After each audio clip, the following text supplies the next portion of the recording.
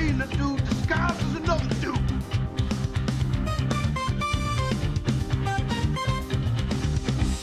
He thinks I made it up. That's better than a brick because you can't throw a brick, it's too heavy. Butthole!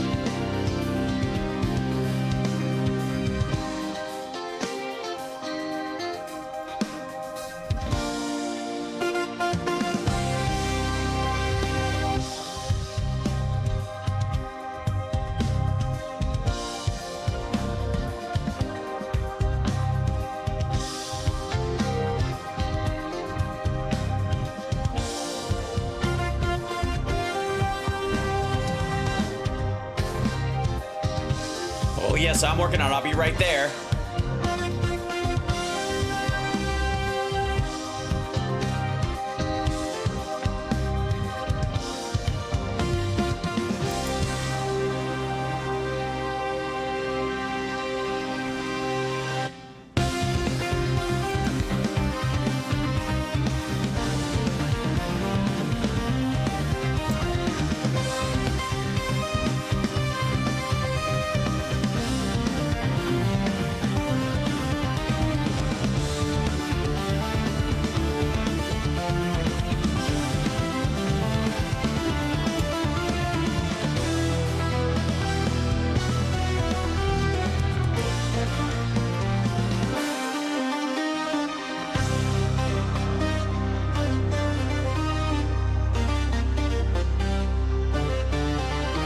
Here we go.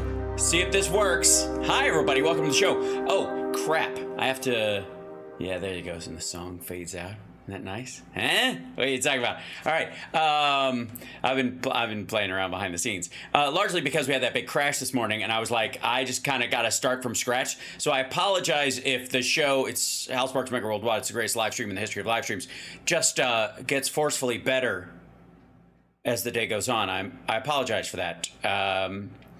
A lot of people are made uncomfortable by how amazing I make the show and how much effort I put into it. And they're just going to have to suck it. They're just going to have to, I guess, wilt and fall apart and cry and whatever miserable, sad, pathetic people do. And let's see. Worldwide. And I'll get us up on Instagram. We're going to try and see if that works this time around, because phew. And then grab that, and we grab this and put it here. And whoops. There you go. And then hopefully, chat room, I'll be able to bring you guys up even in a minute. We'll see whether that's possible or not. I think it's actually possible if I just do this. Oh, look at you guys. There you are. Hi. I guess you're just hanging out with me all the time. Isn't that nice? Hello. So I'm working on the reframing of stuff. I'm gonna have to reshape some of the environment so that stuff fixes. And my overhead light is on because I've been working under my desk, and that's just unprofessional. I apologize. There was, oh yes, Instagram, right. I want to make sure that we get up and going on there before the fun starts. Oh, there we go. And I don't want to regrow the thing, you silly person. What are you doing? Get out of here. Why is this so, what are you doing? Remind me later. Just pitiful. Okay, here we go. And let's see. Well, I'm going to go cross your fingers, kids, because it could explode. We don't know. I might be trying to do too much sexy too fast. Okay. So starting it up. Okay, hasn't blown up yet. Oh boy.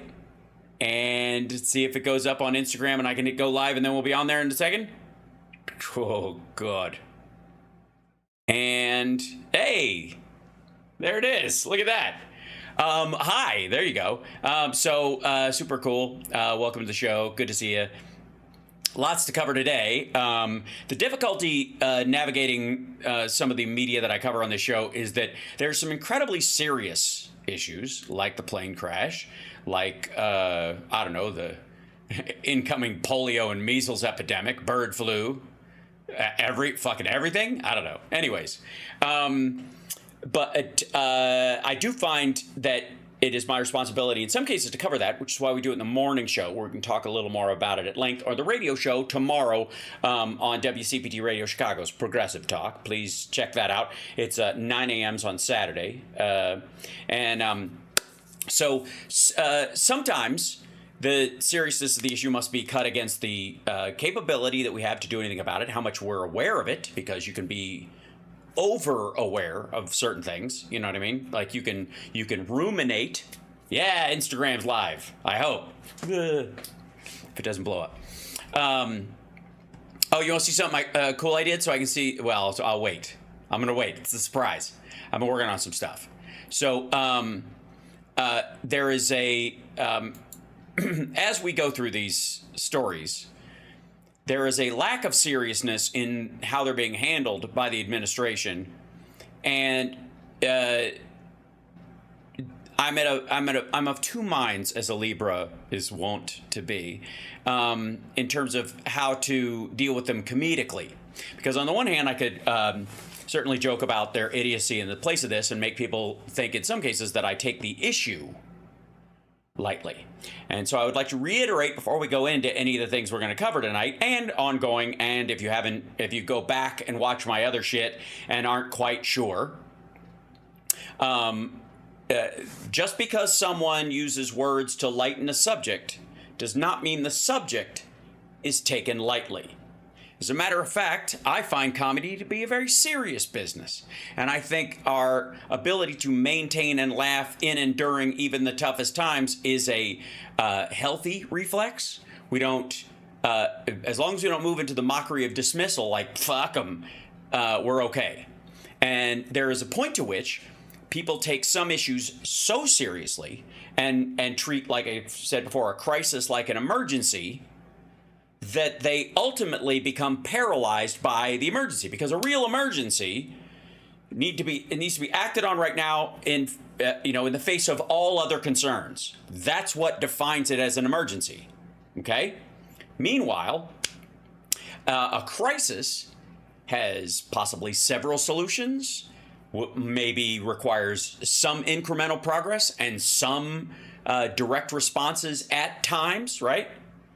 So, I will agree, ladies and gentlemen, that we live in a time of crisis at its max. However, I will not react to anything that isn't an emergency like it is. Which was an emergency, for the record, in terms of where your emotion should go, is anything that is within your control that you can introduce a positive response to, or get the fuck out. Those are the two, right? And so and the lesson of any emergency is be of use or get out of the way. And that's super crucial when people start thinking about the shit, the laser pointer bullshit that Trump is doing, like fucking Canada tariffs to be a dick, and the fact that he is absolutely manipulating the stock market for his own benefit. And that's more about what this is, and it's genuinely going to hurt people. But it's, there's an argument that the economy is on such good footing thanks to Joe Biden. He believes he can afford to let it take a hit and then buy the dip, and his friends are gonna fuck the stock market. We know this. You and I directly right now can't do anything about that except be aware, inform other people, and take whatever tools we have to undermine his sense of authority and his ability to impact these things and use them. And the reality is that getting outraged doesn't help, because that's what he wants. He's a troll, and trolls want you to be upset. Trolls want you to be angry. That's the whole, that's bedrock for them. So just by not doing that, you're already depriving them of their primary victory. On top of that, if you're not only unmoved and not outraged, but completely capable of helping those around you that you can by volunteering or shoring up communities that are being attacked in any way that you can, right? That takes away, not only are they not taking away your power, you're actively using your power. And then on top of that, if you can achieve what would be the pinnacle of a crisis, which is, often you will see this in EMTs and police officers and doctors in emergency rooms. It sometimes shows up as gallows humor, but it is always a form of laughing in the face of the struggle. You realize you have achieved a next level ability to control said circumstance. Does that make sense? I hope so. So there we go. But who stops the troll? We do. That's what I'm saying. The trolls only have their power in that instance. So just letting you know, and here we go. All right, now, there's lots of trolls to deal with today. There's this lady, and by the way, can I just, is it wrong of me to enjoy just how fucking stupid and outrageously pathetic, outrageous Jimmy Dore is towards Bernie Sanders now? Like, again, you know how maggots have turned on rhinos, and you're like, dude, I thought you guys were on the same side. They literally vote with you 99% of the time, but if they're not 100% with you, they're just evil, right? It's not that they're bad or god damn it, those rhinos, oh shucks, they're worse than Democrats, right? Okay. Jimmy's that way with fucking Bernie Sanders. Okay. There's also this silly lady, which might be our first up.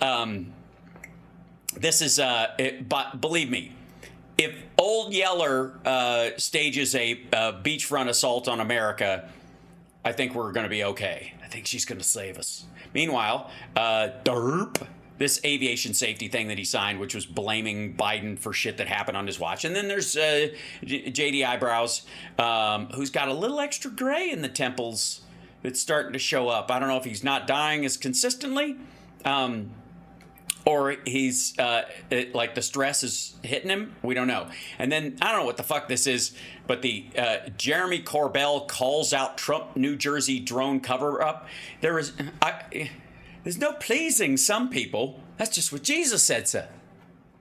So we'll get started. God knows there are trillions of clips right now. But the issue that I have too is how fucking boring right-wing media has gotten all of a sudden. Because they honestly, the most outraged or freaked out or, excited they get is about, whether or not Trump's, Tulsi Gabbard or RFK Jr. is going to, get the job he's put them up for. And they're still, ass hurt about Matt Gaetz. So, but that's it. The rest of it is just like, it's awesome. It's going to be awesome. And if it's not awesome right away, it's because it can't be awesome. And yes, he said it'd be quick and fast and bold and beautiful and immediate and super and great and all that stuff. And yes, it's not exactly happening the way he said it was. But it was better. So, all right. It's going to be good, I promise. He said it was going to be fast, but fast is, we're on God's time. I think is how we look at it. All right, so let's we can always look through a filter, but let's go, right to the horse's ass. J.D. Vance says, is in a Fox News interview, I believe. And here is part 2 of my exclusive interview with the Vice President, J.D. Vance. Sorry, part 2? I want to wait. Where's part 1? I'll have so many unanswered questions. Not that I'm not smart enough to figure out a sequel without watching the first movie. I think most of us are at this point. Am I going to be able to scroll through it? There's so many clips, CSL. Do you know where it is? I'll let him grab it and then we'll come back to it maybe. If it's in there. Is that good? If we can find part 1, because they're both short. All right, let's just start with jerk off number 1. This is Trump signing executive orders and the dude from Project 2025 handing him stuff like he's a fucking toddler. This is ultimately like one of these days is going to be Trump's will, and he's just going to just give everything to Ivanka. Well, moments ago, President Trump signing an executive order and a memo. Here's the video of that. Watch. Good. I'd ask Will to explain the first, but really more importantly, explain the second, and we'll start signing. Go ahead, please. Yes, sir. Just 2 items for your signature today. The first. Can you tell me what I'm signing? So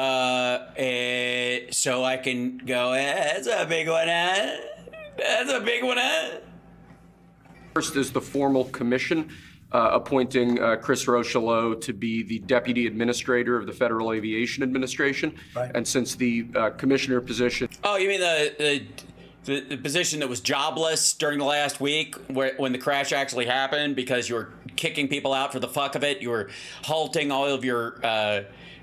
federal funding and shit like that, and you're just like, you threw fucking sand in the gears, and then we had a fucking helicopter/plane crash during the middle of maybe we do need people looking out for things, paying attention. Since the administrator position is currently vacant, he will... Really? Why is it vacant? How come it's vacant? What's it vacant? So you vacated the seat before you had somebody to put in?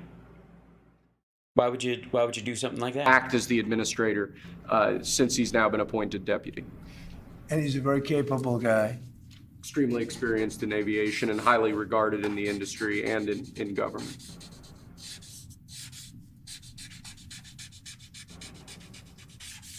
Okay. Thank you, sir. Thank you. Second, for your signature, we have a presidential memorandum titled... He's signing a memo.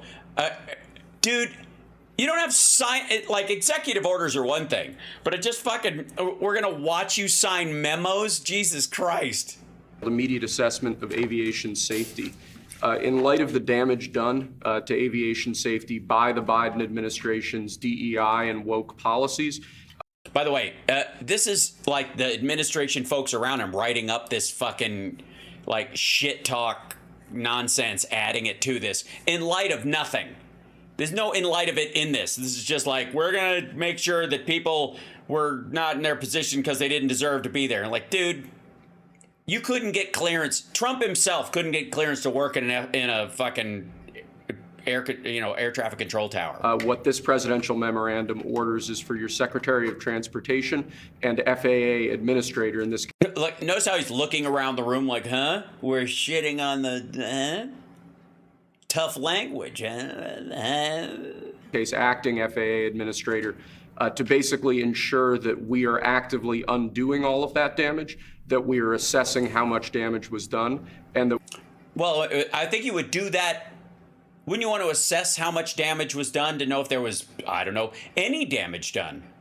if there was damage at all. And then you would seek to undo it. You wouldn't say, we're going to undo the damage, and then we'll seek to look for where the damage might have occurred. Oh, right. I'm sorry. I interrupted you. You were bullshitting. We're ensuring that people hired within the FAA, in keeping with your memorandum of January 21st, are only the most outstanding, capable people for the jobs that they are being hired into. In other words, competence. Yes, sir. Elevating Yeah, in other words. competence over everything else instead of the DEI policies that were Instead of the black, lesbian, amputee, neurodiverse, anxiety-ridden lady that they thrust upon us. Right? That's the issue. pursued by the Biden administration. I think everyone understands that. Yeah, most people understand that that was already the case. And Obama, Yes. both of them. Okay, but Biden much worse, not even a contest. What they've done is just crazy in so many other ways. Okay? No, not okay. You're an asshole. It's ridiculous. And again, can I just say for the record, ladies and gentlemen, that when I'm president, and just understand how I mean this, when I'm president, from the very second I take the oath to the very second that the next president takes the oath, everything that happens in between is my responsibility. It may not be my fault, but that doesn't matter. You understand how that works? Some problems could have a long wick. Some have a very short wick. Some, none at all. They're an act of God. There may be a fault that started a long time ago, a fault that started in the last administration or in the last Congress, a fault that just occurred because we didn't know that there was a vulnerability there. No one gives a fuck. When you're in charge, it's your responsibility. You, singularly, have the ability to respond, to solve it. And you don't get any closer to responding to that by blaming anybody else. You just look like a piece of shit. As a leader, you know? And so that would be my line, right? Does that make sense? Okay, I mean, amongst adults. Okay, so I can't push my buttons because I have made buttons for this thing yet. There we go. To be clear, are you saying race or gender played a role in this tragedy? It may have, I don't know. Incompetence might have played a role. We'll let you know that, but. Okay. In incompetence, it's some point along the chain leading to a mistake, a person not being competent in that circumstance, which is true of every accident that involves more than one person. Somebody was fucking up. Somebody ran the red light, right? So that's a baseline. The idea that you would float that incompetence exists because of someone's skin color or that the fact that you think they were hired for that very thing, when fairly certain so far, crew of the plane was white, air traffic controller was white, pilot of the helicopter was white. None of them were neurodivergent amputees who were transgender and had, were on anxiety meds. Right? We want the most competent people. We don't care what race they are. We want the most competent people, especially in those positions. And, you're talking about extremely complex things. And if they... Yes, extremely complex things. Yes, things. That's the word I was looking for. Not processes, not systems. But things, very complicated things. They don't have a great brain, a great power of the brain. They're not going to. Fuck me. See, that's the problem. This is really serious, and he goes and makes me laugh by being a complete shithead. Power of the brain. Fuck off. And if they don't have a great brain, a great power of the brain, they're not going to be very good at what they do, and bad things will happen. Power of the brain. The new Trump novel. An adventure of sex, confusion, and stubbed toes. Taking place all in Trump Tower between someone who overseen by the sun that pours the concrete and the other one that snorts it.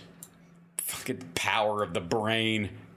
There's long been concerns about the amount of congestion out of DC airport. Do you think that there's too many flights coming out of that airport? No, I think we need very smart people running the flights and doing it. You know, the ones that aren't Running the flights and doing it. Yeah. Slow. If you guys need me to play this at half speed so the technical mumbo jumbo doesn't overwhelm you. good, when they'll either do one of two things. They'll have too many coming in and they can't handle it, or they'll have the people waiting up in the air, which everyone's been caught in that situation, and circling the airports for an hour, and that's no good. No, she doesn't mean right now, fuckwad. She means overall all the time. It's a very busy airport. Have they maxed out the traffic they can actually handle in this situation? That there are, let's say, 12 planes coming in on the regular, when in reality they can only handle 8. That's what she means. She doesn't mean like they're gonna have to hang out, dumb fuck. Good Lord. Thank you for the super chat, by the way. Oh, wait. You know what that reminds me of? Hold on. I've got to add a alert box. See, I don't have my Venmo thing up. I don't have my alert box going. I don't have any of that shit. See, like that? See that guy? Thank you for cheering, so I know where I can put it. And then I've got to put it in the votes as well, so it shows up on Instagram. I can't have the Instagram people thinking that like everybody's doing some great stuff and nobody not getting credit on Instagram. On the gram. By the way, I don't know if you guys know this, but apparently Blue Sky is adding an Instagram-like feature, and it's called Flash, which I think comes from not wow. So, but I don't know if it's a good idea. It's not quite the. Didn't sound exactly, it's like that old story, the 3 nuns sitting on a park bench, and a man comes over and flashes all 3 of them, and the first nun has a stroke, and the second one has a stroke, and the third one couldn't reach. But you get the point. All right, I dropped my... See, this is why I'm glad that lovely people...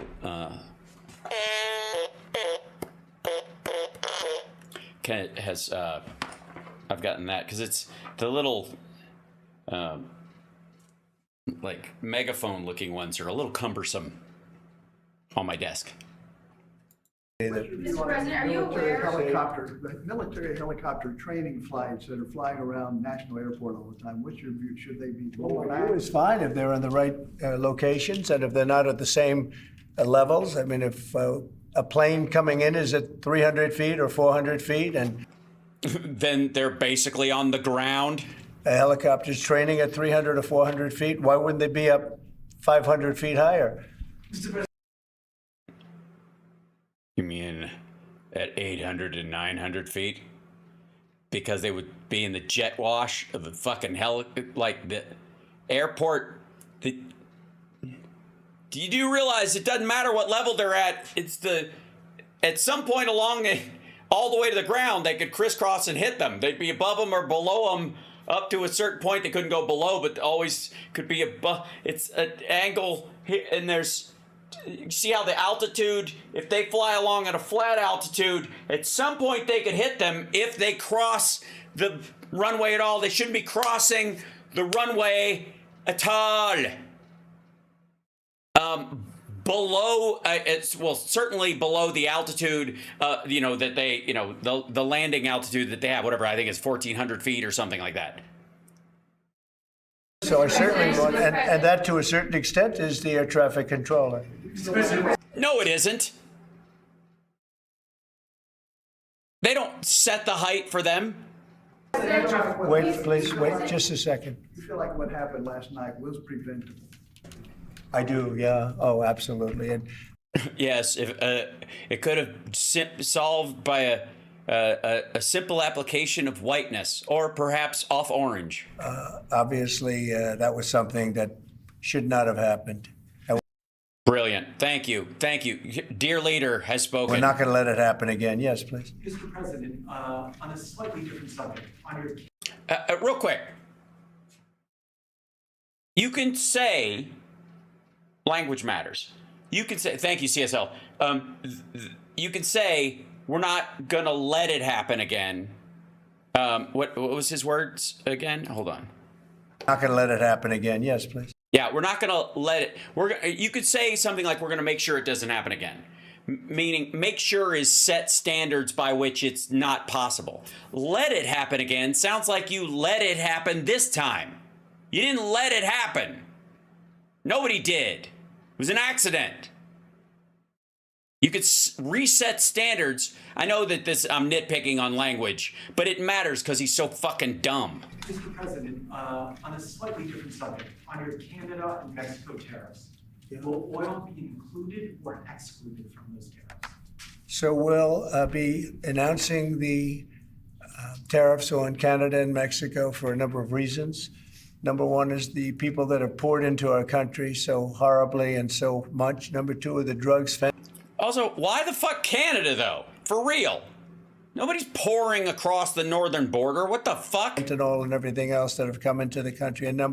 Also southern border, also more China than even Mexico or Canada. Three are the massive subsidies that we're giving to Canada and to Mexico in the form of... All right, what do you mean subsidies? Deficits. In the form of deficits. You mean trade deficits?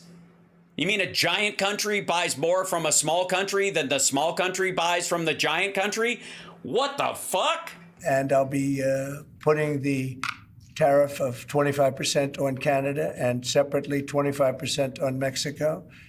And we will really have to do that because we have very big deficits with those countries. Those tariffs may or may not rise with time.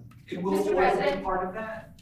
No, because we get oil from oil is going to have nothing to do with it as far as I'm concerned. Oil. Oh, yeah. Oil and gas, totally fine. We're going to buy Canadian oil. We won't put that on there. So what is it? Fucking chicken and cheese? Has nothing to do with it. Mr. President, he's having confidence. Regarding Guantanamo Bay, you want 30,000 new beds there. Is there a possibility that will increase, or is 30,000? It could increase, yes. What would be the maximum? It depends, but countries that won't take back their criminals that they sent into us, they sent them to us. They put them into the caravans, and they came in. As sure as you're standing there, they were sent by those countries. Then they're going to be met. As sure as you're standing there with that accent that's difficult for me to parse. Very harshly with sanctions, etc. And when are you hoping to have Guantanamo Bay, this new facility, up and running? It'll be up pretty quickly. How much do you think it's going to cost? Not very much. It's a lot of... Yeah, quick, cheap, perfect, inescapable, and awesome. And if they do get out, what are we worried about? They'll just attack people in Cuba. The structure is already there, as you know. Mr. President, you said that incompetence may have played a role. Are you aware of any performance issues or disciplinary actions that were taken against anyone who was working the tower last night or flying the plane? No, and I hope that's not the case in this case, but certainly over the years it's been the case, and it's the case. What? Oh, what do you mean certainly over the years it's been the case? Sorry, these people... She just asked you, like, this is just gibberish. I don't know. With respect to close calls, and it's the case with respect to circling for hours on end. Planes circle a lot, and they circle because the people bringing them. Oh my fucking God. This asshole, this is like him bitching about like water pressure in faucets in hotels. You get a little trickle of water or whatever. Like, no, you don't. Most people don't live like that. It happened to him once and he thinks it's ubiquitous. If it's happening to me, it must be happening to the plebes. Now, these people that have to be very, very smart, and it's not based on anything other than the brain. We need the smart. Jesus Christ.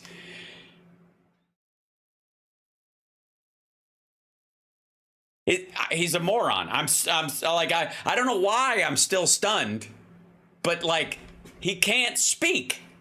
Like just listen to that sentence again. It's like toddlers are clearer. I was about to say it's like a toddler, but that's just wrong. Very smart, and it's not based on anything other than the brain. We need the smartest people. We need both psychologically smart and just brilliant, period. And psychologically smart. You know, not nuts. And we are going to have them in our control towers. We are going to have the most competent people in the country in our control towers. Not really? What are you going to do? Drive around in a van and round them up? People that are there for any other reason. What if they're here illegally, but they would make the most competent person in I'm fucking with you. Sir, you said that you envision sending the 80-something thousand IRS agents hired under Biden to the border. What role do you see them playing? Well, we'll see. I mean, I may do that, or I may use different people, but we're going to send more. We're going to give the Border Patrol. He's talking out of his ass, lady. Some help. Although now, if you look, they've taken in the lowest number since my administration. The numbers are very low. And at that level, we don't need so much help. People know not to come because if they come, they're not going to make it in and they're going to be shipped out. Egypt's president and by the way, just in case anybody thinks that this bullshit is like new or is just a rehash of his last presidency. If you'll recall, when Mitt Romney was running, you know, one of the good ones, he was talking about self-deportation. Remember that? Okay, one of the aspects of that conversation was that people were here, would go back home because we'd make it untenable for them here. And that in and of itself would keep people from coming because these people had such a miserable time trying to work under the table here that they'd be, you know, that the other people go, oh, fuck, I'm not going there. That was part of the plan back then. That's why this is Project 2025. This isn't his fucking brainchild. This is just, and part of the reason why it sounds so dumb is he's regurgitating shit he doesn't understand. He's spewing this out after he's heard it third hand from somebody, and he's got such bad reading comprehension, and I guess probably verbal comprehension as well, that when they're talking to him, he only grasps little bits of it, and then he just kind of slathers it together and shoves it out the door. He can't process it. the King of Jordan have both said that they won't take in displaced people from Gaza like you suggested. Is there anything you can do to make them do that? I mean, tariffs... Yeah, we're going to put a tariff on Egypt. Against those countries, for example? They will do it. They will do it. What makes you say that? They're going to do it. Okay? We do a lot for them, and they're going to do it. Mr. President, you've... No. No, they won't. No. Now what? Yeah, they will. No, they won't. I came for an argument. No, you didn't. Yes, I did. No, you didn't. Yes, I did. No, you didn't. Wait, this isn't even an argument. Yes, it is. No, it isn't. Yes, it is. This is just contradiction. No, it isn't. Yes, it is. Offered over 2 million federal workers the option to resign immediately. Right. There are 50,000 FAA employees. Does this tragedy give you reason to reconsider that option of resignations? No, we don't need them. We just need the smart people, and all the dumb people should be fired or leave. And anybody who would take my offer is obviously dumb, so... Because of concerns about staffing issues on airline safety. If people aren't coming to work, if they're not going to come into the office and report as per the date that you know what it is, everybody knows what the date is. It's been very well documented. Yeah, what's the date? You don't remember, so that's why you're saying it that way? You don't remember? What's the date? Then they're going to be terminated. You're not concerned, though, that if many people take that offer, there could be shortages that could lead to safety issues? Then they'll be replaced with very competent people. From where? From where? What are you gonna do? You're gonna replace. You're either gonna raise the pay to attract other people, so it's gonna cost more, right? They quit because fuck you, and to hire anybody who would work under these conditions, you're gonna have to pay them more. Or what are you gonna do? Pull from people who are unemployed? Maybe they're unemployed for a reason. At this point, when you got 4% unemployment, the people that don't have a job either don't want one or can't get one. What the fuck? We have a lot of competent people in this country. Have you spoken Yes, they're all busy. to any of the families of the victims of the plane crash? I don't want to comment on that. Do you have a plan to go visit the site or meet with any of the I have a first plan to responders? visit, not the site, because what did you tell me? What's the site? The water? Or to meet with Want the me to go first swimming? responders down there? What a weird toss away. People have shown this too. I read this, but I didn't hear him say it or whatever. We want me to go swimming. Like, he's just being a prick about this. And like, it's just gross. You want me to go swimming? Their fucking body's still in the water, you asshole. Fuck you. And fuck anybody who likes you. Jesus Christ, man. You motherfuckers couldn't find anybody else who would enact these plans that could like marshal an ounce of even like faux sympathy. You can't manage it. There's nobody. There's nobody in the Republican Party that will pull off this awful shit that you want him to do and at least pretend to not be just a belligerent prick about everything. You can't find a fucking one. Here's your Messiah. Come and get him, Glenn Beck. I don't have a plan to do that, but I will be meeting with some people that were very badly hurt with their family member, obviously, but I'll be meeting with. They were very hurt. No, he means in mourning because they lost people. They weren't. Some of the families, yeah. On birthright citizenship, sir, do you believe that there are 5 votes on the Supreme Court that would uphold your position? On what? 5 votes on the Supreme Court. What that would position? Birthright citizenship. I think so, yeah. No. Look, birthright.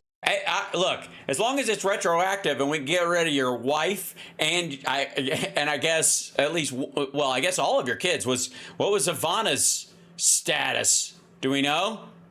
When Don and Eric were born, right? And Ivanka. Yeah. Citizenship was, if you look back when this was passed and made, that was meant for the children of slaves. This was not meant for the whole world to come in and pile into the United States. What? Birthright citizenship wasn't just for the children of slaves?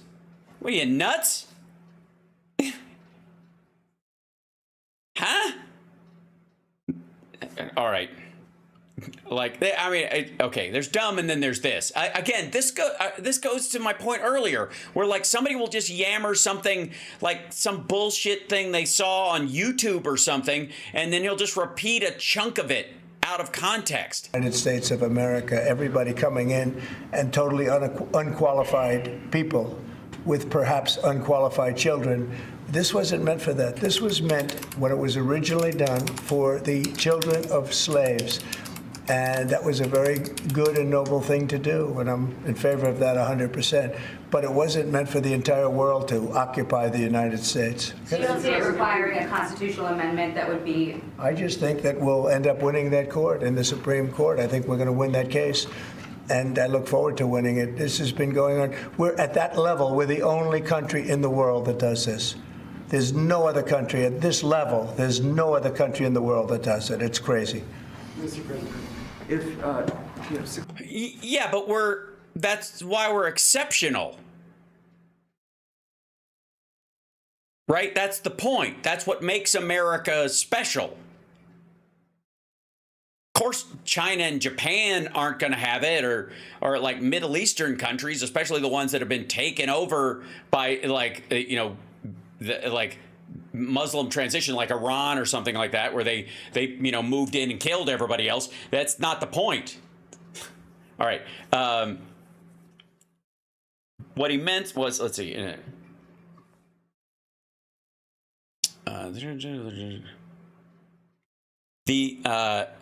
Yeah, here we go. The individuals chosen intentionally U.S. born foreign and Native Americans living under tribal sovereignty. The Indian Citizenship Act of 1924. Over time, the courts the same for unincorporated territory of Puerto Rico, Guam. Okay,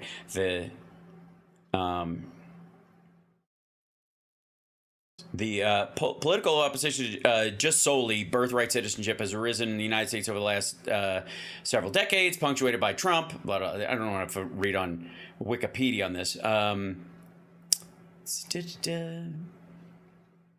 The clause was late to the amendment of 14. It was added to the 14th Amendment. But he goes, birthright citizenship is, well, hell, hold on. Let me see if this works. Hold on. Me solo.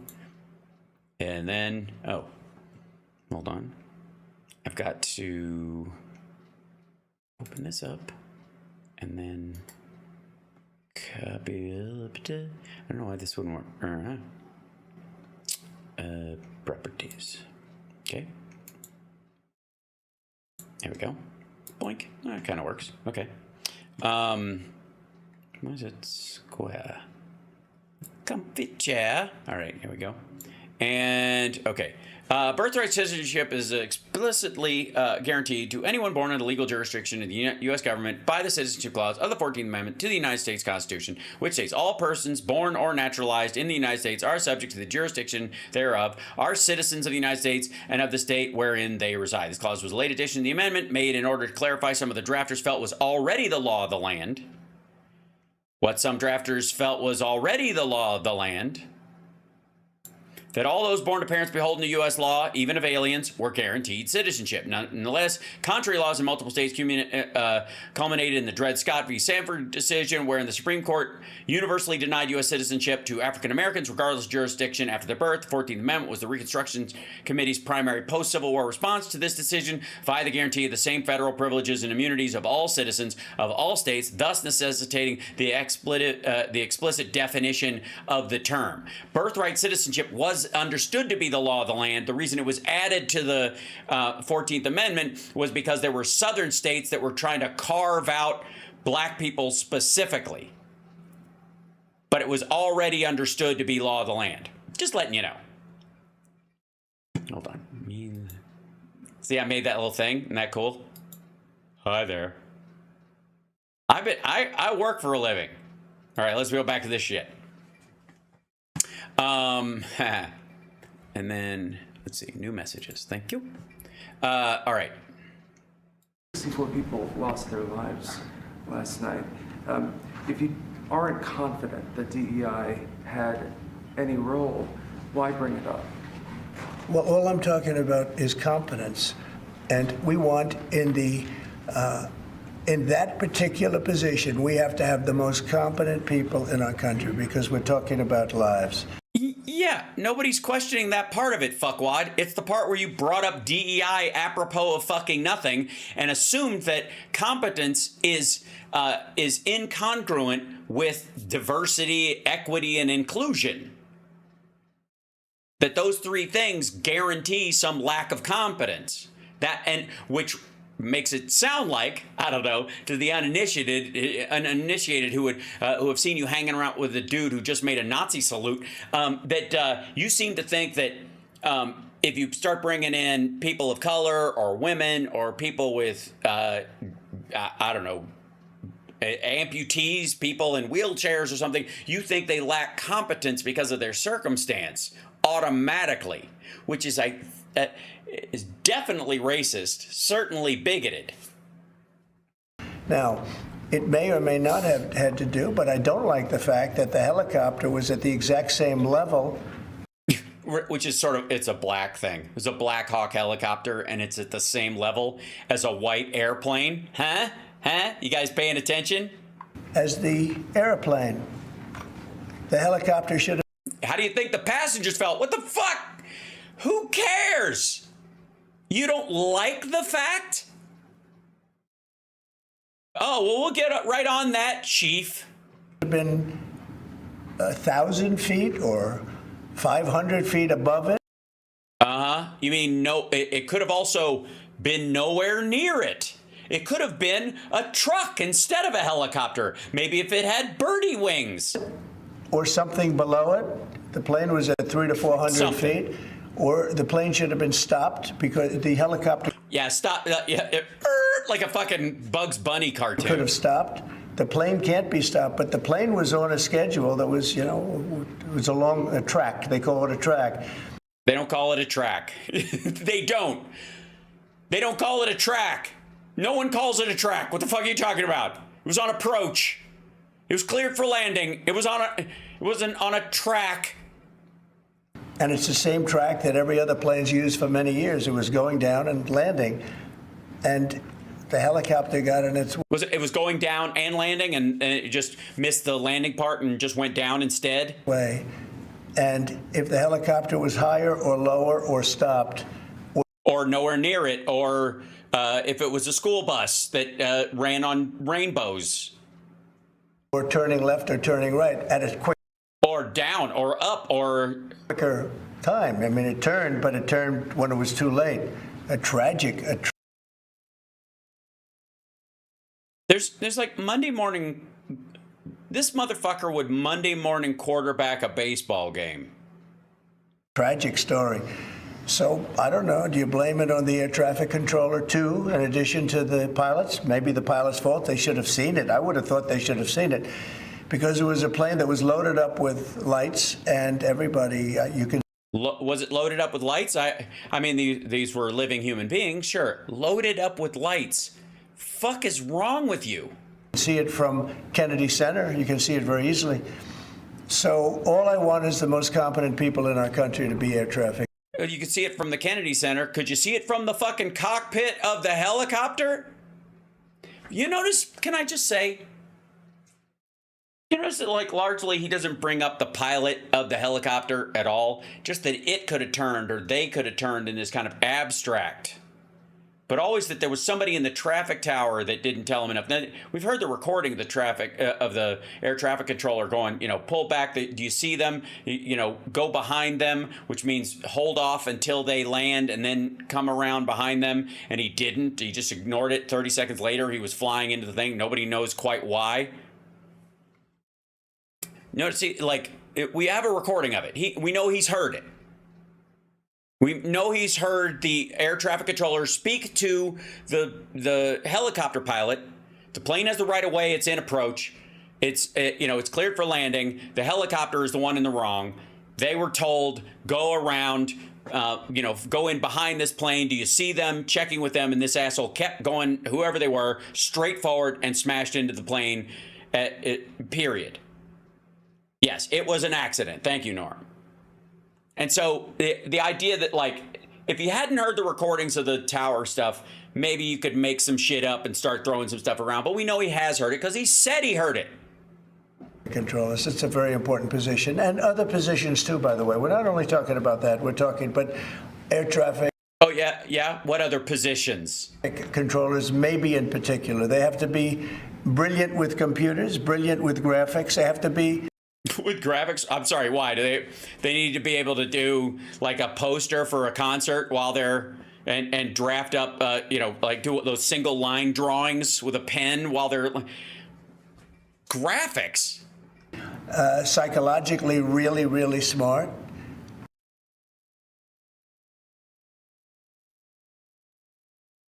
I don't even know what that fucking means. Honest to God. I mean, I think I know what I think I know what he thinks it means, which I'm afraid makes me nuts. I think he just uses smart as a positive for anything of excellent value having to do with anything he regards around the human head. I'm not kidding. But they don't need to be, they don't need to be like armchair psychologists. What is this pilot thinking? Does he really think about this? What he just means is there's some concern in any of these situations which you have to cover. that most plane crashes, that there's not a direct accidental reason, it's on purpose, and it's because the pilot or somebody involved caused the crash on purpose, intending to kill people. A lot of overseas, we see this. A lot of planes go down in Asia because the pilot just crashes the plane with everybody on it, right? That's the psychological aspect. But he's just hearing bits and pieces, and he's just slapping it together. I don't know what the fuck psychologically smart means at all. And, there are a lot of people that wouldn't be able to do that.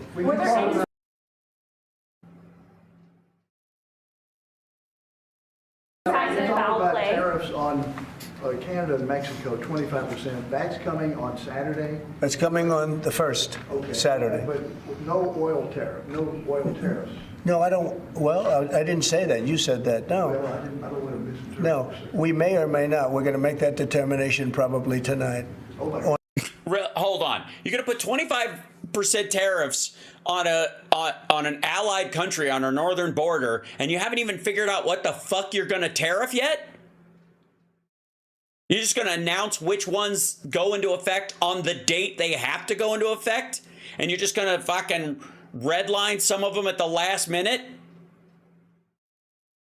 Fucking hell. All the northern states that have people in trucks driving around with stickers that say the South will rise again, these folks are assholes, but they're going to be hit by this stuff harder than anybody else. It's just fucking lame. Oil, yeah, because they send us oil. We'll see. It depends on what the price is. If the oil is properly priced, if they treat us properly priced, which they don't. Look, Mexico and Canada have never been good to us. Real quick, didn't this motherfucker just spend the last fucking 4 years bragging about the USMCA? Wasn't the USMCA the best trade deal ever written in the history of fucking forever? And Canada and Mexico wanted to renegotiate it with Biden because they didn't like it so much. And this dumb motherfucker, I blame the USMCA. The USMCA sucks. If they were able to fuck us after the greatest trade deal ever signed, then I'm starting to question whether it was the greatest trade deal ever fucking signed, and what the fuck this asshole's been bragging about. For real. If I thought the USMCA was supposed to remedy this shit. Right? God damn, this is dumb. And nobody's asking him. No one's going, didn't the USMCA handle any of this shit? Nobody? Nobody's like, so are you just rescinding the USMCA then? Because this sounds like a violation of that trade agreement. So you negotiated the greatest trade deal ever, and you're just going to put it in the fucking shredder starting tomorrow. That's it. That's going to be it. Yeah. That's this motherfucker. This motherfucker. Yeah. I dare you. Bring up the USMCA. Bring it up. Say USMCA again, motherfucker. Say USMCA again. Us on trade. They've treated us very unfairly on trade. And we will be able to make that up very quickly because we don't need the products that they have. We have all the oil you need. We have all the trees you need, meaning the lumber. Thank you. Thanks for clarifying. I thought we were just opening arboreums. We have more than almost anybody in those two categories. In oil and trees? Shit. Oil and tree. What are you gonna do, you dumb motherfucker? Is that what's gonna happen tomorrow? Is this asshole gonna just put a fucking tariff on oil and trees? Jesus Christ. Hey, what do you think the cost of home prices is gonna do? In oil, we have more than anybody, and we don't need anybody's trees. God. We have to free up some of the tree areas that we have. We have great lumber. The tree. Is there a word for tree area? I'm trying to think of it. This is an area where there's a lot of trees, and usually there's a word where you can't see it. What's that word? You can't see the tree area for the trees. But, right? It's a tree area. I think it's the UP in Michigan. We're in this country. We have to free them up environmentally, which I can do very quickly.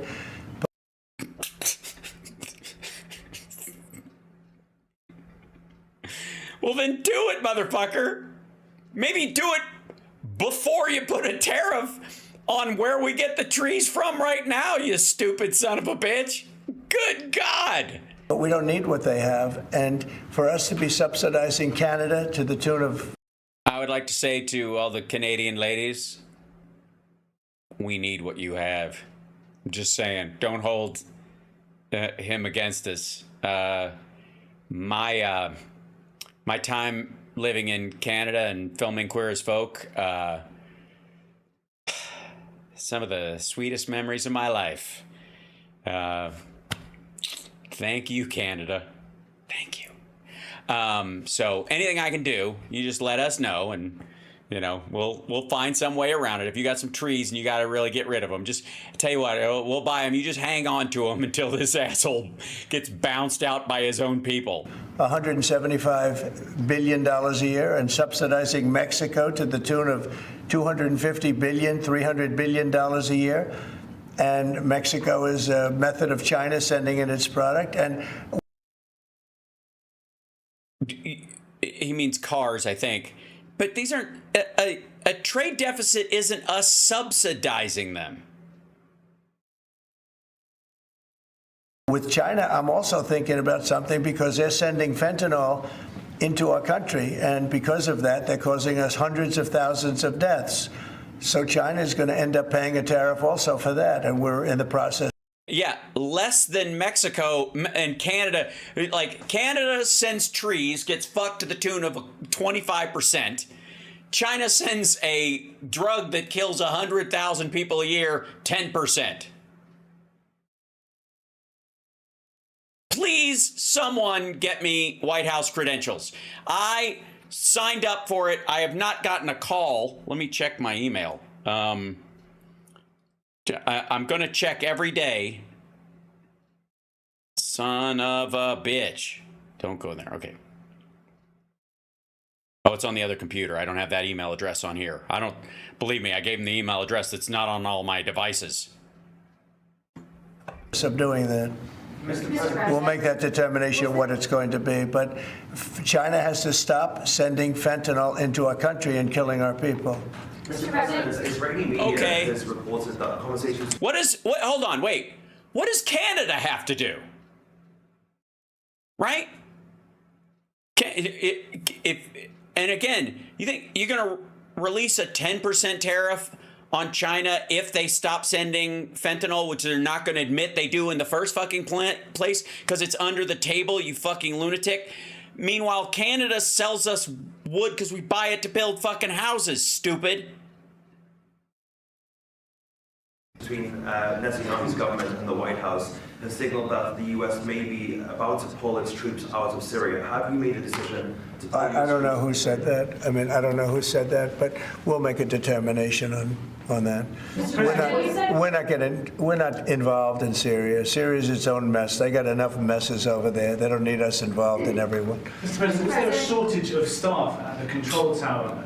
And besides, if we're there, we'll have to, because of international law and our own laws, when the Russians wipe out a bunch of people, we have to make a note. And that's embarrassing for my relationship with Putin, so. DCA last night, you're aware of? Well, that's part of competence right there. They shouldn't have that happen. Right there is what I'm talking about. Hold on. Real quick. Whoops. I don't know what he's talking about. I know what he's talking about. Shut up. All right. This part. Hold on. Shut up. Last night, you're aware of shortage of staff at the control tower. Okay, there was a shortage of staff at the control tower. This is one of the stories that's come out, that the air traffic controller that was working was doing 2 jobs at once. DCA last night. So, real quick, if you're only going to fill the place with the most competent people and you want to fire anybody you don't see as competent when they're having a hard time hiring people to start with, where the fuck are you going to find these people? But I'll tell you where you're going to find them. Military. You're gonna have to take people who are in the Air Force and and give them an incentive to work at the FAA and still carry on as part of their military, you know, I don't know, the extension of their reserves pay or something. Well, that's part of competence right there. They shouldn't have that happen. Right there is what I'm talking about. No, you're not. No. You were blaming the single person there who was doing 2 jobs for being, you know, assuming they sucked because they were black or handicapped or gay or some shit. And the reality is they were just understaffed. And you're going to magically find the most competent people in the world and I don't know, force them to be fucking FAA flight controllers? Competence would be you're not going to have a shortage. But if you had the right people, you wouldn't need as many people either. Yeah, that's what they thought in the fucking tower. That's why they had that one guy doing 2 jobs. How'd that work out, stupid? Do you know if there was a shortage last night or not? I don't know. No, I don't know. Really? You don't? Really? It just happened, you know, maybe you don't have access to that information? I'm sorry. You've been too busy crafting a this ain't my fault memo to sign on fucking camera. You're telling me something. Mr. President, you said earlier today that you had not spoken to Putin about this. When was the last time that you spoke with him? And has President Xi responded to your ask to help put pressure to end the war in Ukraine? I won't comment on either of them, but we're doing very well with regard to both. Mr. President? No, you're not. What do you mean? You haven't, you're considering it a positive, you haven't done any further damage? Of course, that Xi might ask of you in order to give that help. Pressure. It's Xi, it's not Xi. There is a Xi in Chinese names. It's Xi, XI. To disavow potential Taiwan independence. Is that something that you would ever do? We never discussed it. You had said earlier that we would get more details about the victims on the plane.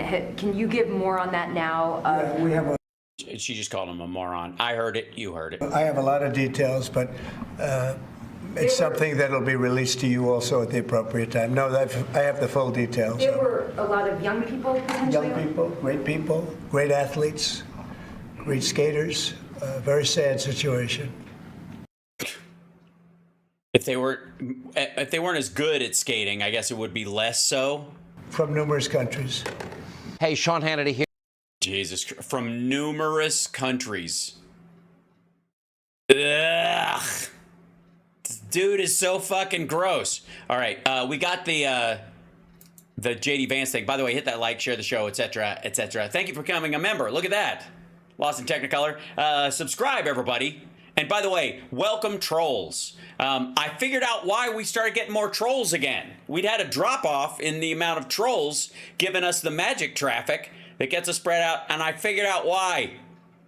I started, after Shitter went away, I did Rumble for a little while, but it was a pain in the ass because you had to do the same thing that you have to do with Instagram, which is like load in creds at the beginning of everything, and it wasn't fucking worth it. But now it's available directly inside Restream, and I had a free channel because I shut down Shitter, so I popped it in there, and now we're back on Rumble. Now, nobody really watches Rumble at all. It's like it's all Iranian bot farms. All the whole network, the whole thing is kept afloat by like Heritage Foundation kind of money, you know, like conservative think tanks paying, you know, right-wing influencers to do shows on there. And then the other like the other audience entirely, like 80% of it is Iranian bot farms watching slap fighting. The power slap? Right. Hold on, there was a what? 1 second. 1 second.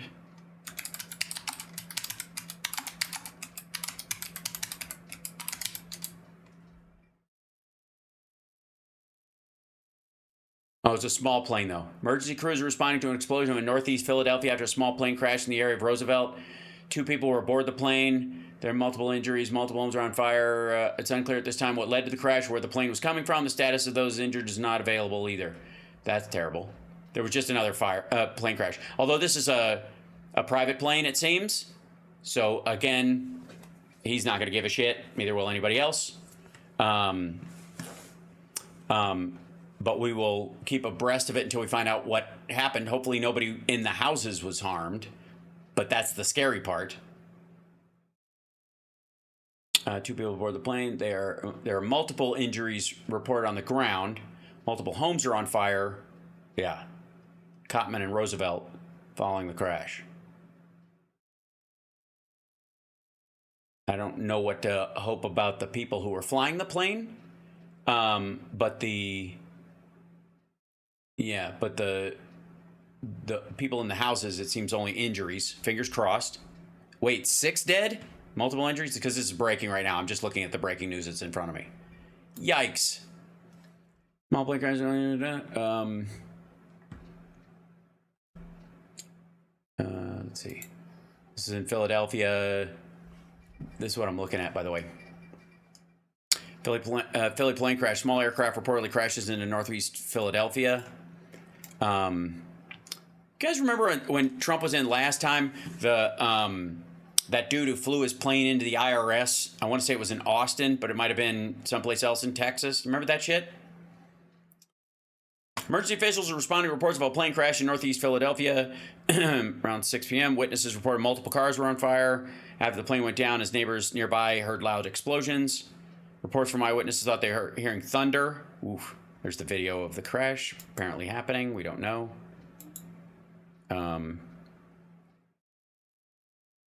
Ooh. Whoa. Yeah, that was not a slow descent or a controlled descent. Shit. Steve Keys in the report stepping over debris and observing several active fires. A worker from nearby business said he saw a big explosion of light from out of nowhere. Yikes. This is a residential area, so oof. And you know, because it's Philadelphia, Trump is just going to assume that everybody involved was black. Like, he's just going to do that. Fucking barf. Mr. Vice President. All right. This is part 1 of J.D. Vance. And the title is, I have not watched it. Title is, Trump has, quote, incredible energy and a genius way of making decisions. Genius way of making decisions. That sounds like a paraphrase. President, great to see you. Good morning. Thank you for First of all, congratulations. All right, has it sunk in yet? Hillbilly elegy. Yep. Now the Vice President of the United States of America. Yeah, it's kind of crazy. No, it hasn't sunk in. And, you know, I joke that I took 2 wrong turns and I ended up, you know, a hallway down from the Oval Office. And it's just an incredible thing. Yeah, we all feel the same way, stupid.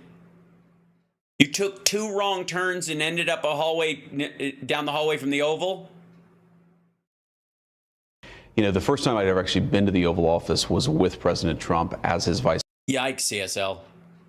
Yeah, I know that area too because of doing stand-up at Helium there. It's one of my favorite clubs in the country. I love Philly.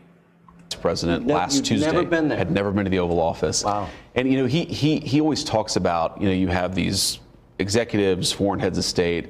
The Oval Office just has a particular power, and I certainly felt it. And it was just amazing to stand in that room. And I remember at the time thinking, I wish that I had something profound to say. And I just yeah, that's not going to stood happen. in there saying, wow, this is great.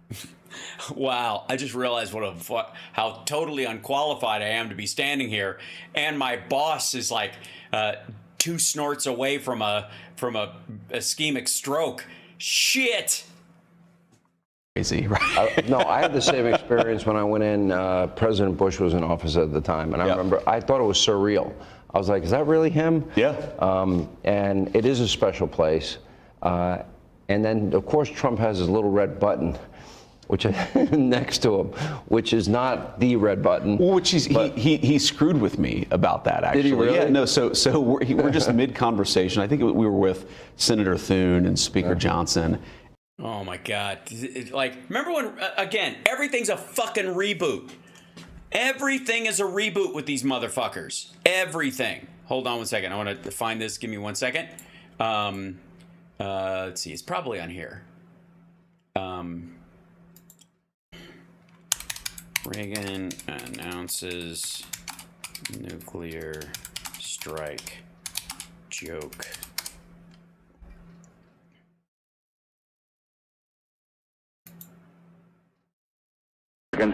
I'm pleased Yeah, where is it? to tell you today that I've signed.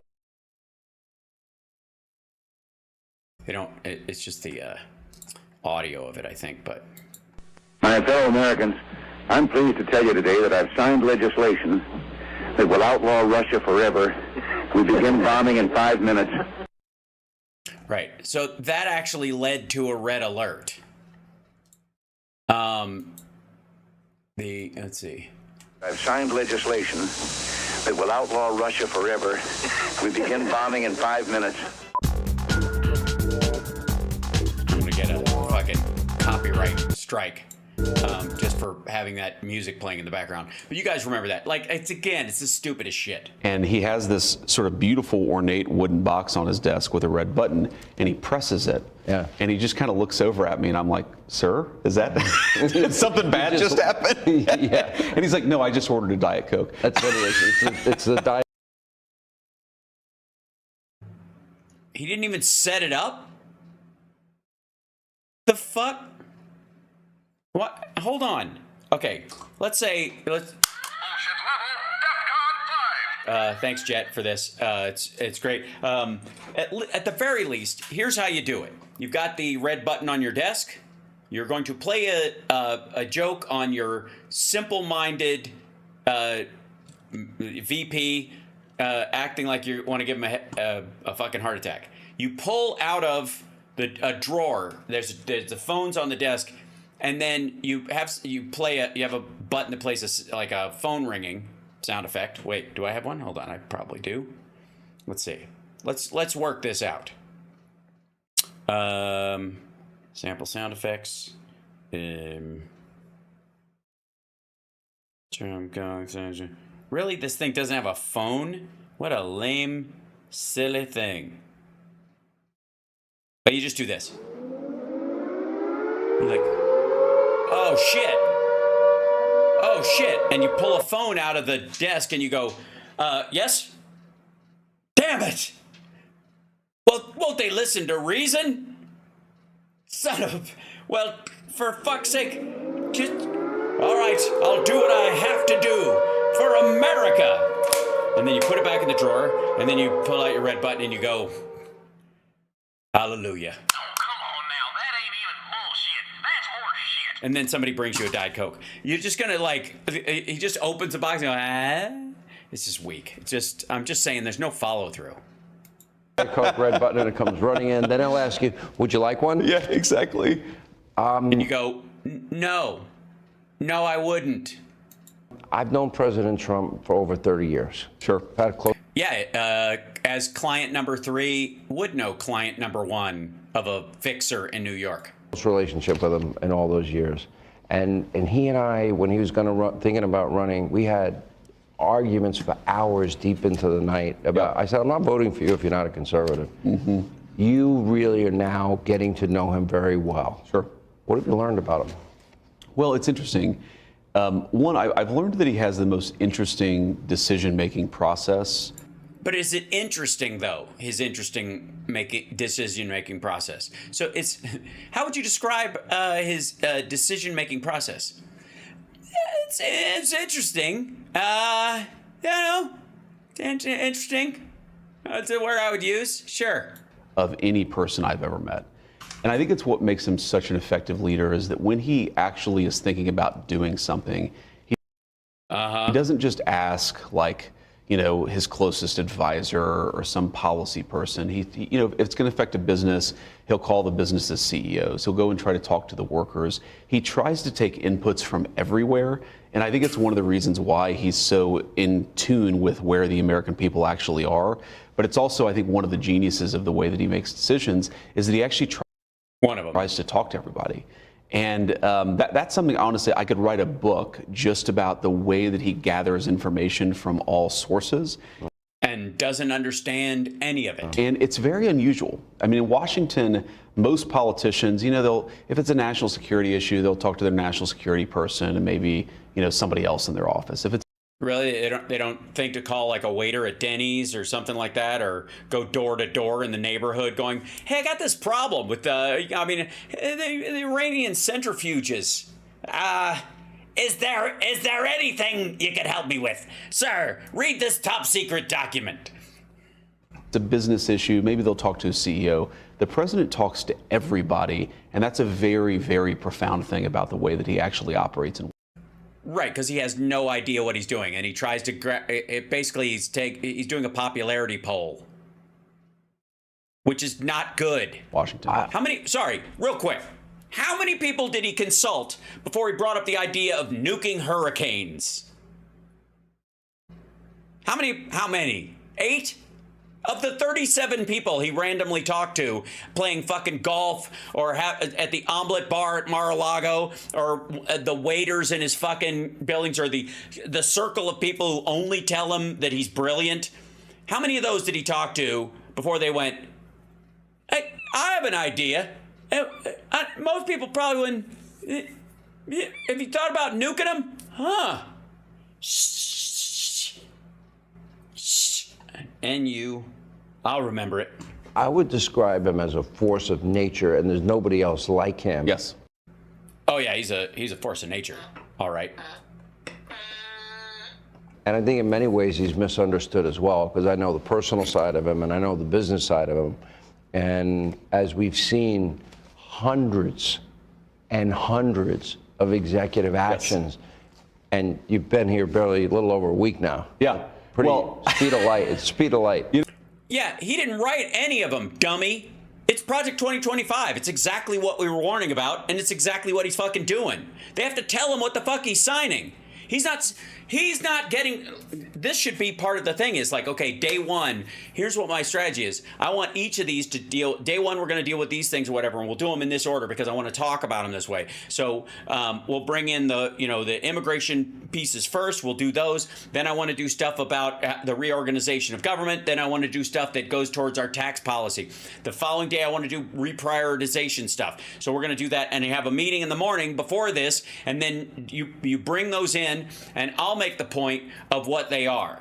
And so we'll have them in order. We'll have a little like cheat sheet for me so we know, because there's several of them, and I just want to go through each one, and I'll go, okay, this one's, this is that guy, peruse it, excellent. Okay, so this one we created because, and I had a part in it to yada, yada, yada, right? That's what you would do if you actually gave a fuck or you had anything to do with it. But these were all pre-printed before he stepped in. Same as Mitch McConnell's fucking tax break. Mitch McConnell had that tax bill in his goddamn desk for 10 years. Trump didn't come in and go, I got this great idea for taxes. They went, hey, would you mind signing this if we could get it passed? And he's like, sure. Does it mean I pay less taxes? Yeah, okay. We've, I think, accomplished, honestly, more in 8 days than... You haven't accomplished anything. Executive orders just prioritize what the administration's slush funds are, and you're grinding a bunch of shit to a halt. You're not accomplishing anything. These aren't accomplishments. These are directives. And the entire Biden administration accomplished in 4 years, and of course... Infrastructure bill, fuck you. Of course, the things that we're accomplishing are actually good things, and the things they were accomplishing were mostly bad things. Yes, the infrastructure bill, the CHIPS Act, the rescue package. Sorry, what have you done that has any permanence other than the attempted damage? But the president has incredible energy. I mean, this is something you hear other people say about him, and it's hard to really appreciate it until you're up close and personal. I don't know how much he sleeps or if he ever really sleeps. I mean, yeah, that's not good. Honest to fucking God, it's not good. I don't want a sleep-deprived sociopath making life and death decisions. You'll get phone calls from him. I can answer that. He doesn't sleep a lot. You'll get phone calls at 1 a.m. Also, yes, he does. He falls asleep and he wakes up and fits. He doesn't sleep through the night because he's unhealthy. And he'll just, he'll talk about policy and he'll talk about your family. And he just, there's something incredibly energetic about him. But you sort of need that, actually. The federal government has become so sprawling. and the bureaucracy is so unresponsive to what the president actually wants to do that you kind of need somebody in there who's constantly on. It's all gas, no brakes. That's certainly what we've seen in the last, 8 days. Yes, if you have someone, say, driving a car and your children in the back, you clearly want all gas, no brakes. That would be, yeah, that would be helpful, smart, productive, safe. I think it's what we'll see for the next 4 years. When you look at, for example, the two biggest issues in this campaign, immigration and the economy. Sure. And because that's impacting the people in Ohio. Of course. Right? Yep. That's impacting their life hard. And That's a lot of absolutely Americans have been really hurt. There was a study that came out, like 56% of Americans can't withstand a $1,000 emergency. Oh, fuck off with this. Marianne Williamson talking point. No. That report started at 600, went to 1,000. And you know who put that report together? Do you guys know? Do people know where that story comes? Because I've heard it from every fucking quarter, over and over. Most people don't have enough money to handle a $400 or a $600 or $1,000, in his case, emergency. Bullshit. Most people wouldn't pay cash for it. They have enough credit, or they have a credit card, or they have money coming in. But the report itself was done by a company that was trying to sell to employers employee savings accounts, where your employee, you know how we do Social Security, the government does Social Security, the company should do their own version of Social Security. Basically, you create a $500 account that has to be kept up by your, like a savings account at work. So we take some of your wages every month and we put it in that. And so you guys, if you have an emergency, you can come to your boss and ask for your fucking money. And the company gets to keep this big slush fund of money from all these different people that they can actually get the fucking interest from. So they'll make interest on that money that's just fucking sitting there. It's a sales pitch. The majority of Americans have access to somewhere in the order of like $5,000 worth of money from themselves, their savings, and their friends and their family, on average. And that's an old number. Well, right, like a 401k. Except a 401k, you don't get to write off, and the company gets to keep all of it. Like if they fire you, what do? Get it back? Is that where your severance comes? It's just horseshit. Like, it's annoying. That's where that lie came from, okay? They created the study so they could sell the product.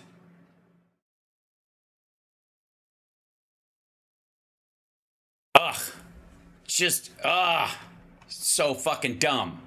Sure. It would be devastating for them. That scares me. I've been there. I've lived there. I know you've been there. Of course. Not fun. Not where you want to be. Not fun at all.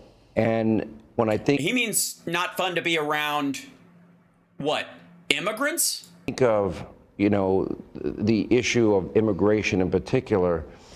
I'm looking at, we have known terrorists in this country. Yes, we have known... Yeah, Jan 6ers. Trump just let 1,500 of them out. Cartel members, known gang... Oath keepers. Members. We have known murderers, rapists. And I'm watching the reaction of the left. Also, yeah, they're in jail. They get broomed out all the time. No, that's not who we're talking about. Neighborhood raids aren't about getting those folks out, and those folks automatically aren't who we're protecting. And the left-wing media and the Democrats, and we're back to Nazi fascists, Hitler, Stalin, Mussolini, and I'm like, what part of these other people are you missing? No, it's totally crazy, Sean.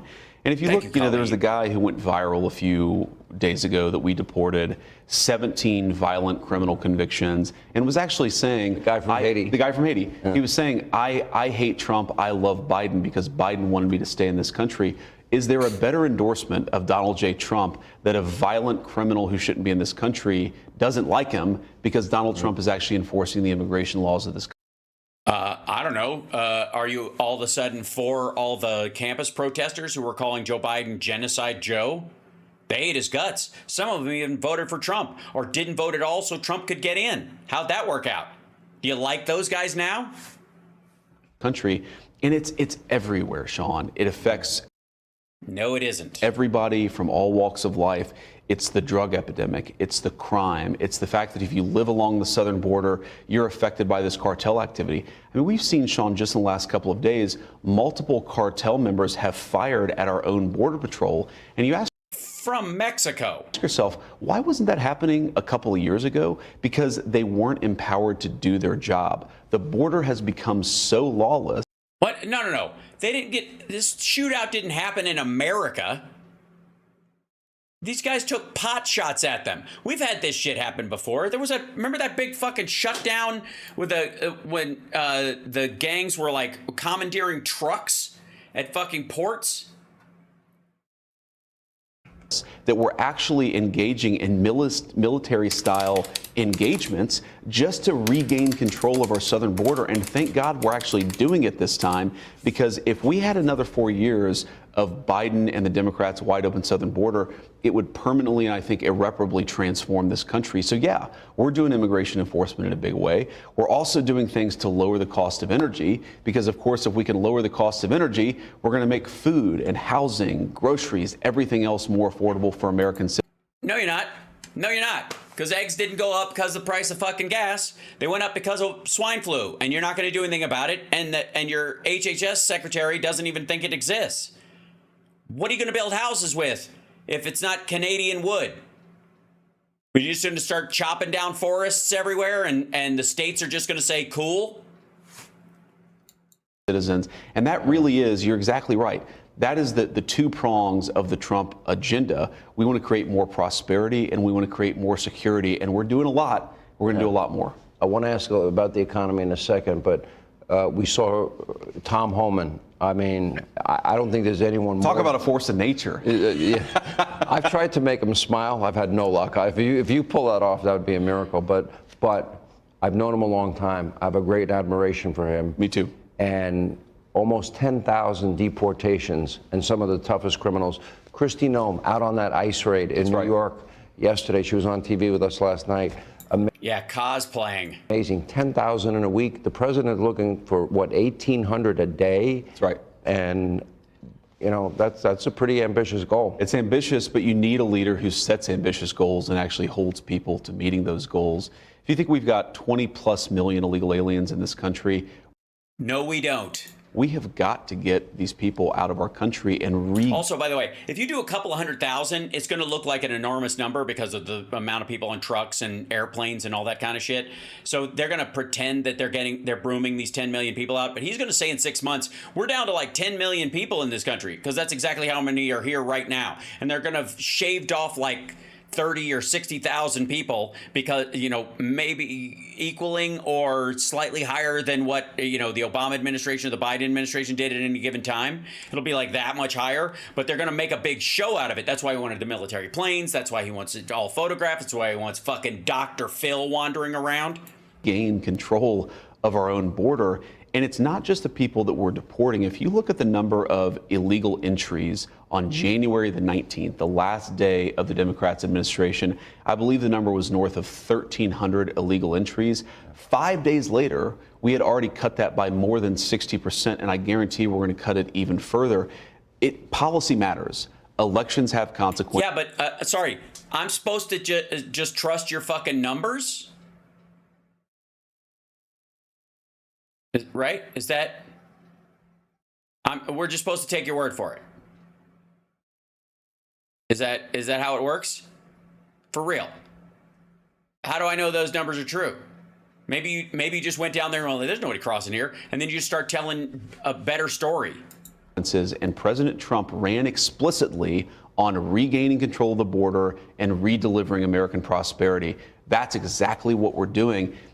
Yeah, but he's been asked several times, and I'm sure no one will bother to ask you how you do both of those things at the same time if you don't have a corresponding workforce to replace the people you are kicking out, because the vast majority of people aren't cartel gang members and shit like that. They're working under the table, or they're working low-wage jobs. They're working in food processing plants, or an agricultural work, or in construction, roofing, and all that kind of shit.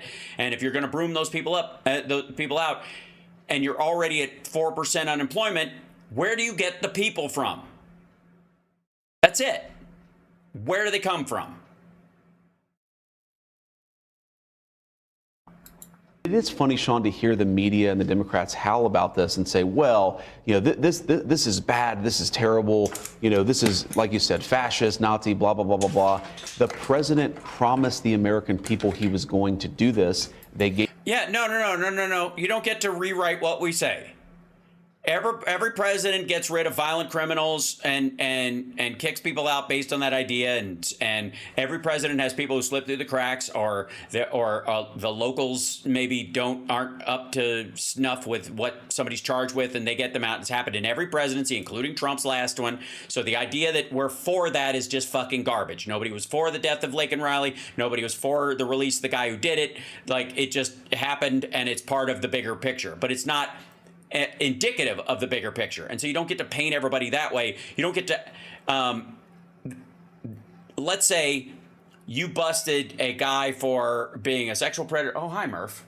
You busted a guy for being a sexual predator or something like that, and he happened to be Jewish. So you're like, this justifies Auschwitz. That's the point.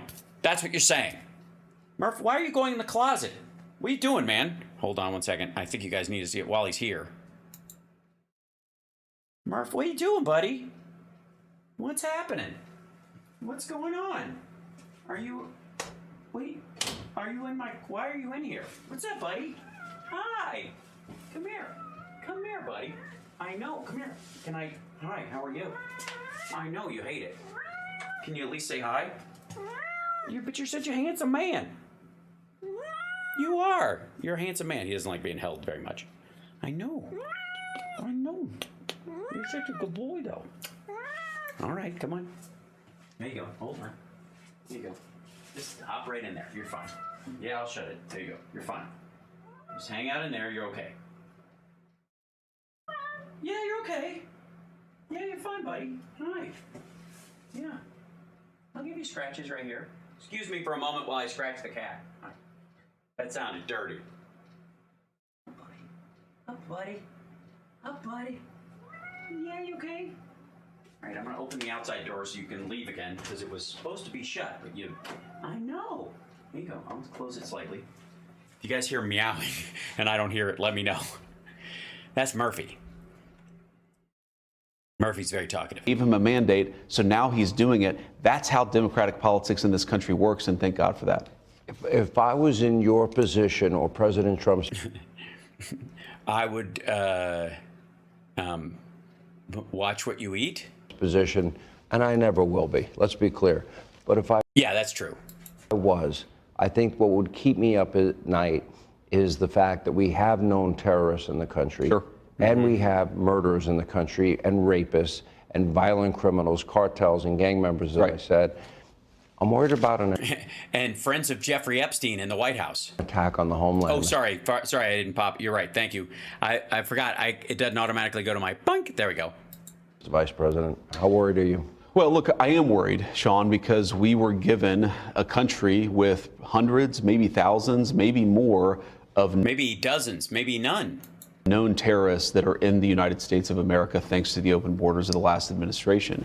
So it's our job to worry about it so that hopefully we can prevent that attack. So it's something that does keep us up at night. It's something... Can I just say real quick, vigilance is not worry. Okay? One is active, one is passive. Vigilance is not worry. It is your job to be vigilant, not to worry. Worry is what people do about things that are out of their control happening, you dumb motherfucker. Something that the government is working on very aggressively. We've got great intelligence services. We've got great border enforcement. We're trying to identify... Yeah, thanks to Joe Biden. You're going to be firing half the people. Identify the bad guys and get them out of our country. How? If you're going to shrink the government down to a size where they can drown it in a fucking bathtub. Because, look, What you don't want to have happen, Sean, is let's say we take a foreign policy action that some foreign terrorist organization doesn't like. Well, now these guys, they're not in Syria or some foreign country. They're in our backyards. They're in our cities. We have to get them out to make the homeland safer, but also to empower the. Sorry, real quick. So you're just going to take like a Japanese internment camp preemptive strike position about people? So let me get this straight. A Yazidi or a Christian from Syria who escaped persecution, who moves to the United States, you're going to broom them out and eliminate their asylum claim because they're from Syria, even though they're Christians and they left to escape the persecution, the very same persecution that led people to get on the goddamn Mayflower. That's the plan? Yeah, good luck worrying, asshole. President to do the things that he needs to do when it comes to national security. So it does worry me, but we also have a government that's actually tackling this issue. It's getting better every single day. How do we find them? I mean, you have known terrorists, but you don't know where they are. How do you even know they're terrorists then? Known cartel members, but you don't know where they are. Well, it's crazy. Do you even know where the cartels are? Maybe start there. Crazy, Sean. Sometimes you're right. We don't know where they are. Sometimes we actually do. And that's one of the craziest things of the last week. Yeah, that's you know what I would recommend? Look at the membership rolls at Mar-a-Lago. Just for me, you ask what is shocking to me, it's that many of these violent criminals, we knew their addresses, we knew their names, we just needed to send somebody to go to their house and get them the hell out of the country. That really should shock. No, not many, like 6. And they were out on bail over other things. Or they committed a violent crime in another country and the locals didn't know. The American people. We've known where they are. Exactly. And we've known they've had terror ties. We've known at least that they had violent criminal backgrounds. Right. And we haven't done anything until about 8 days ago when Donald Trump became the president. No, we've kicked a bunch of them out. You're just lowering what the standard is to like word of mouth. The United States again. You can be accused when you lower the standard to somebody you have to be convicted of assault or charged with assault to just somebody accuses you of assault, then somebody in your neighborhood can literally bounce you just by accusing you of something, and that makes it easy. That shit tons of that are going to happen. It really should shock the conscience of the American people.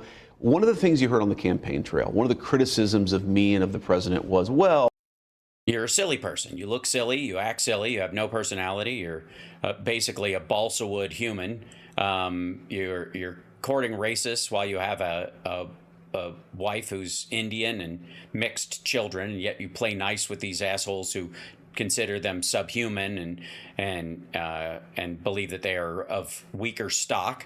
And you pretend that Trump is smarter than you just to get a job. And he very well might be, which doesn't say a lot. Yes, we have 20 million illegal aliens. We have, no, we don't. Close to 1 million violent criminal illegal aliens. And, no, we don't. And we don't know where they are. It turns. All right. No. Out we actually do know where a lot of them are. We just haven't had immigration enforcement, and that's what's changed so radically. That actually gives me hope that we can protect the homeland, because I would imagine if you're a terrorist and you're. Oh, good. Sean, hey, everybody. Sean's not worrying anymore. He feels better. And I know a lot of you were convinced that he was upset and, it was good. This was going to stick. But I think he sees a ray of hope in J.D. Vance. Your eyes, the light, the heat, your eyes, I am complete, your eyes. You're not here to pursue a better life for you and your children. Right. Yeah. You're here to plot, plan, scheme the next attack on our homeland. And Wait, that's your opinion of his vice presidency? Oh, you're talking about the other people. Lived through 9/11. I don't want to live through that again. I don't want to lose 2,977 Americans again. Yep. Hey, Sean Hannity. Yeah, I don't want a bunch of dickheads attacking police officers. How about we meet in the middle, you dipshit? Okay, here's the second half. Caroline Leavitt, I watched her yesterday. I thought she did a great job. I agree. And great job. I thought it was. Yes, she was fantastic. It's the best shrill, out of breath one I've seen since Sean Spicer was sent out with the unenviable job of trying to bullshit his way through Trump's inauguration numbers. Star Wars. Thank God nobody. I mean, lucky her, she didn't have to do that again. Once they moved it indoors, Phew. Warren, and it's a very hostile room. Yes, it was. As you had your moment with Margaret Brennan, although I don't think she had a very good day over the weekend, my humble opinion. But I watched her with the media, and she was very forceful and loud. Yeah. And then you turn over to NBC, and everyone from Liberal Joe to Joy Reid to Nicole Wallace and Rachel Maddow, and you know, it's not. They're back to their closing argument in the campaign. Sure. Nazi, fascist, racist, Hitler, Stalin, Mussolini, and I'm like, wow. Yeah, but they're, in their defense, they're really just talking about his nunt. It seems like they haven't. I mean, he's the first president that can throat queef. That should mean something. Haven't learned a thing. But here's my question. Can you kick my ass? If they're going to go there, and they're going to make such insane allegations, sure. When you're trying to get rid of criminals that have been murdering, raping, and responsible for other crimes against they have a loose responsibility for those other crimes? Violent crimes against Americans. Why are they even in the White House press briefing room? Why? You know, well, none of the people you named were in there. They're not in there. The channels are, but don't you want them to carry your message, period? I mean, you're talking about the referential people. You're full of shit, Sean. This is America. And I support your right, Sean Hannity, to be completely and blazingly full of shit. Good for you. You have made a great living being completely, blazingly, brutishly, and stupidly full of shit. And the idea that you would take that away from any of your fellow Americans, I find disgusting, sir. I find it hypocritical. Shame on you, sir. Everyone has the right, although probably not the ability, to be as full of shit as you are. What was so interesting, just to give some more kudos to... It is interesting. Has he said interesting yet? Is anything interesting? You know, it's interesting like nobody's ever seen before. I'm waiting for him, his linguistic tics and Trump's to fuse. Carolyn, is she didn't have a massive binder. And she did this incredible briefing with all of the hostile media. And then somebody asked her, where was your binder? And she said, my binder is in my head. And I think there's something very interesting. She means feet binders. About Donald Trump's approach to governance is he just wants to hire smart, competent people to do the people's business. He's not. And he doesn't care if they accidentally trigger an international incident by talking out of their ass. And they have to just repeat what he said in the most bullish way possible.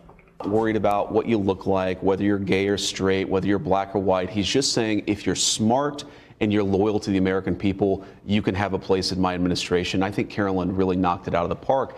But it does raise an interesting question. I actually think... Based on what? And I'm glad you've given her a little break because, you know, even though she's a woman, you know. That we are looking very seriously about which reporters show up. Because if you're a reporter, even if you're biased towards the left... I wouldn't consider myself biased towards the left. I'm biased against adjudicated rapists and scumbags being president of the United States and lying about the Project 2025 thing and clearly playing it out. And I have a bias against that. Like anybody else, by the way, any Republican who's seen the evidence against Trump and goes, oh, fuck that guy, right? So I'm glad you're including me. Absolutely, we want to answer your questions. If you're a propagandist for the Democratic Party, then we're going to treat you like a propagandist for the Democratic Party. I have a feeling that even if I'm asking a serious question from my point of view, you will treat me as a propagandist for the Democratic Party. Yeah? That feeling at all? And one of the things that I think we've already done, again, we're only 8 days into this thing, is you know who, it's not just who's not there, it's also who is present. And Carolyn had a lot of new media folks, a lot of young... No, she didn't. She had right-wing fucking podcasters. They were kissing their ass. She didn't pick new media people. First of all, podcasts aren't fucking new. They're named after the fucking iPod, which has been retired. People who represent, I think, the vanguard of news media in this country. She gave... Yes, half understanding of an issue and guess the rest. Matt Boyle